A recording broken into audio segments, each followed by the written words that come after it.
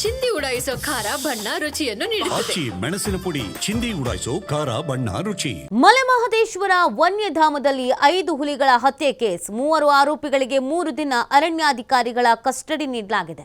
ತೀವ್ರಗೊಂಡ ಬಂಧಿತ 3 ಆರೋಪಿಗಳ ವಿಚಾರಣೆ. ಮಾಂಸಕ್ಕೆ ವಿಷಪ್ರಾಶನ ಖಚಿತಪಡಿಸಿದ ತನಿಖಾ ತಂಡದ ವೈದ್ಯರು. ಮೃತ 5 ಹುಲಿಗಳ ಹೊಟ್ಟೆಯಲ್ಲಿ ವಿಷ ಪತ್ತೆಯಾಗಿದೆ. ಕೀಟನಾಶಕಗಳಲ್ಲಿನ ಫೋರೆಟ್ ಎಂಬ ರಾಸಾಯನಿಕ ಅಂಶ ಪತ್ತೆಯಾಗಿರುವುದು.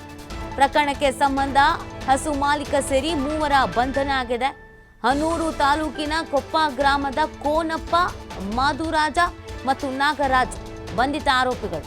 ಮಾಧರಾಜುಗೆ ಸೇರಿದಂತ ಹಸುವನ್ನ ಕೊಂದಿದ್ದಂತ ಹುಲಿ ಕೋಪಗೊಂಡು ಹಸುವಿನ ಕಳೇಬರಕ್ಕೆ ವಿಷಪ್ರಾಶನ ಮಾಡಲಾಗಿದೆ. ಅರಣ್ಯ ಇಲಾಖೆ ಪೊಲೀಸರಿಂದ ಆರೋಪಿಗಳ ತೀವ್ರ ವಿಚಾರಣೆಯನ್ನ ಮಾಡಲಾಗ್ತಾ ಇದೆ. ಸೊ ಪ್ರಾಥಮಿಕವಾಗಿ ಒಂದು ಅನುಮಾನ ಇತ್ತು, ಇದೇ ರೀತಿ ಆಗಿದೆ ಈ ಸಾವು ಅಂತ.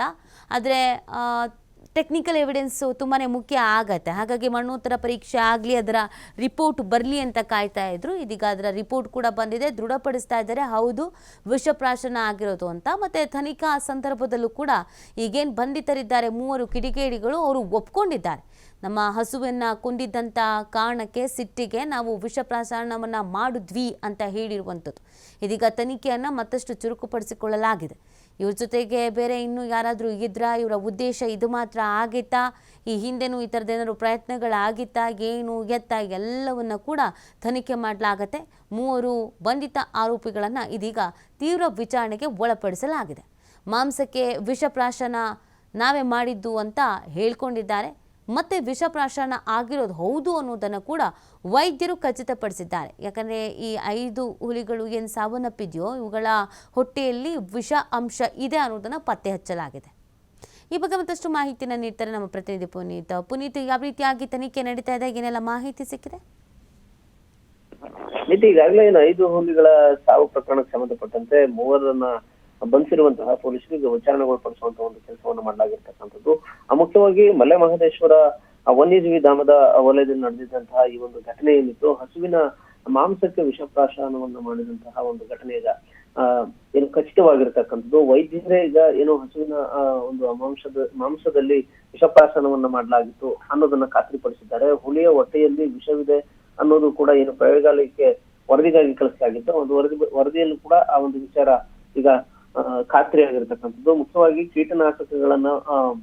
ಕೀಟನಾಶಕಗಳಲ್ಲಿ ಒಂದಾಗಿರ್ತಕ್ಕಂಥ ಫೋರೆಟ್ ಅನ್ನೋ ಒಂದು ರಾಸಾಯನಿಕ ಅಂಶ ಈಗ ಅದರಲ್ಲಿ ಕಂಡು ಬಂದಿರತಕ್ಕಂಥದ್ದು. ಹೀಗಾಗಿ ಹಸುವಿನ ಮಾಂಸಕ್ಕೆ ಮಾಲೀಕರು ಸೇರಿ 3 ಏನಿದ್ದಾರೆ ಇವರು ಹಸುವಿನ ಮಾಂಸಕ್ಕೆ ವಿಷಪ್ರಾಶನವನ್ನು ಮಾಡಿದ್ದಾರೆ. ಅದಾದ ನಂತರ ಹಸು ತನ್ನ ಮರಿಗಳೊಂದಿಗೆ ಆ ಒಂದು ಮಾಂಸವನ್ನ ತಿಂದಿರ್ತಕ್ಕಂಥ ಒಂದು ಹಿನ್ನೆಲೆಯಲ್ಲಿ ಸಾವನ್ನ ಅಪ್ಪಿರ್ತಕ್ಕಂಥದ್ದು ಅನ್ನೋದು ಮುಖ್ಯವಾಗಿ ಬಂದಿರತಕ್ಕಂಥದ್ದು. ಇನ್ನು ಹನೂರು ತಾಲೂಕಿನ ಕೊಪ್ಪ ಗ್ರಾಮ ಏನಿದೆ, ಈ ಒಂದು ಕೊಪ್ಪ ಗ್ರಾಮದ ಪೊನ್ನಪ್ಪ ಜೊತೆಗೆ ಮಾಧರಾಜು ಜೊತೆಗೆ ನಾಗರಾಜು ಏನಿದ್ದಾರೆ, ಈ 3ರನ್ನ ಪೊಲೀಸರಿಗೆ ಬಂಧಿಸುವಂತ ಒಂದು ಕೆಲಸವನ್ನ ಮಾಡೋದ್ರ ಜೊತೆಗೆ ಈಗ ಮತ್ತಷ್ಟು ವಿಚಾರಣೆಗೊಳಪಡಿಸುವಂತ ಒಂದು ಕೆಲಸವನ್ನ ಮಾಡ್ಲಾಗಿರ್ತಕ್ಕಂಥದ್ದು. ಹುಲಿ ಏನು ಹಸುವಿನ ಮೇಲೆ ದಾಳಿಯನ್ನ ಮಾಡಿತ್ತು ಅನ್ನೋ ಒಂದು ವಿಚಾರದಲ್ಲಿ ಕೋಪಗೊಂಡಿದ್ದಂತಹ ಹಸುವಿನ ಮಾಲೀಕ ಜೊತೆಗೆ ಅವರ 2 ಏನಿದ್ದಾರೆ, ಅಂದ್ರೆ ಆ ಗ್ರಾಮದ ಮಾಧರಾಜು ಮತ್ತೆ ನಾಗರಾಜು ಏನಿದ್ದಾರೆ, ಇವರು ಹಸುವಿನ ಕಳೆಬರಕ್ಕೆ ವಿಷಪ್ರಾಶನವನ್ನ ಮಾಡಿರ್ತಕ್ಕಂಥದ್ದು ಈಗ ಖಾತ್ರಿಯಾಗಿರ್ತಕ್ಕಂಥದ್ದು. ಅರಣ್ಯ ಇಲಾಖೆ ಮತ್ತೆ ಪೊಲೀಸ್ ಇಲಾಖೆಯ ಸಿಬ್ಬಂದಿ ಇದೀಗ ಅವ್ರನ್ನ ಮತ್ತಷ್ಟು ವಿಚಾರಣೆಗೊಳಪಡಿಸುವಂತ ಒಂದು ಕೆಲಸವನ್ನು ಮಾಡೋದ್ರ ಜೊತೆಗೆ ಕಾಡಂಚಿನ ಪ್ರದೇಶಗಳಲ್ಲಿ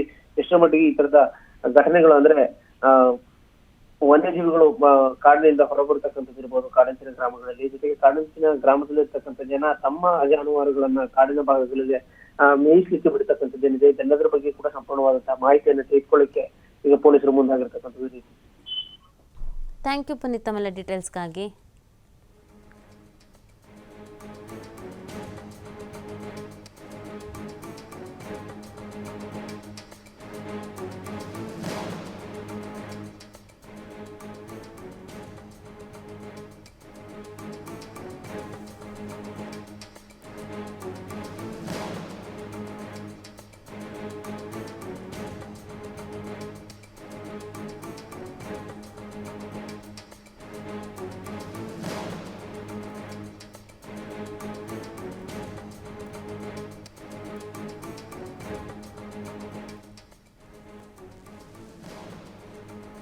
ನೋಡಿ, ಇದೀಗ 3 ಆರೋಪಿಗಳನ್ನು ಬಂಧಿಸಲಾಗಿದೆ. ಇವರನ್ನ ಕಸ್ಟಡಿಗೆ ಕೂಡ ನೀಡಲಾಗಿದೆ. ಅರಣ್ಯಾಧಿಕಾರಿಗಳು ವಿಚಾರಣೆಯನ್ನು ಮಾಡ್ತಾ ಇದ್ದಾರೆ. ವಿಚಾರಣಾ ಸಂದರ್ಭದಲ್ಲಿ ಇನ್ನೂ ಸಾಕಷ್ಟು ಮಾಹಿತಿಗಳು ಲಭ್ಯವಾಗಬಹುದಾದ ಸಾಧ್ಯತೆ ಇದೆ. ಇದು ತೀವ್ರ ಆಕ್ರೋಶಕ್ಕೆ ಮತ್ತು ತೀವ್ರ ಸಂಚಲನಕ್ಕೆ ಕಾರಣವಾಗಿದ್ದಂಥ ಪ್ರಕರಣ. ಯಾಕಂದರೆ ನಮ್ಮ ದೇಶದಲ್ಲೇ ಇದೇ ಮೊದಲ ಬಾರಿಗೆ ಈ ಥರ 5 ಹುಲಿಗಳು ವಿಷಪ್ರಾಶನ ಆಗಿ ಸಾವನ್ನಪ್ಪಿರೋದು ಅನ್ನೋದನ್ನು ಹೇಳಲಾಗ್ತಾ ಇತ್ತು ಮತ್ತು ಇದು ಆತಂಕಕ್ಕೂ ಕೂಡ ಕಾರಣವಾಗ್ತಾ ಇರೋದು. ಈಗಾಗಲೇ ನಾವು ಈ ಹಾಸನ, ಚಿಕ್ಕಮಗಳೂರು ಈ ಭಾಗಗಳಲ್ಲಿ ಒಂದಷ್ಟು ಕಾಡು ಪ್ರಾಣಿಗಳ ಹಾವಳಿಯನ್ನು ಕೂಡ ನಾವು ಗಮನಿಸ್ತಾ ಇದ್ದೀವಿ.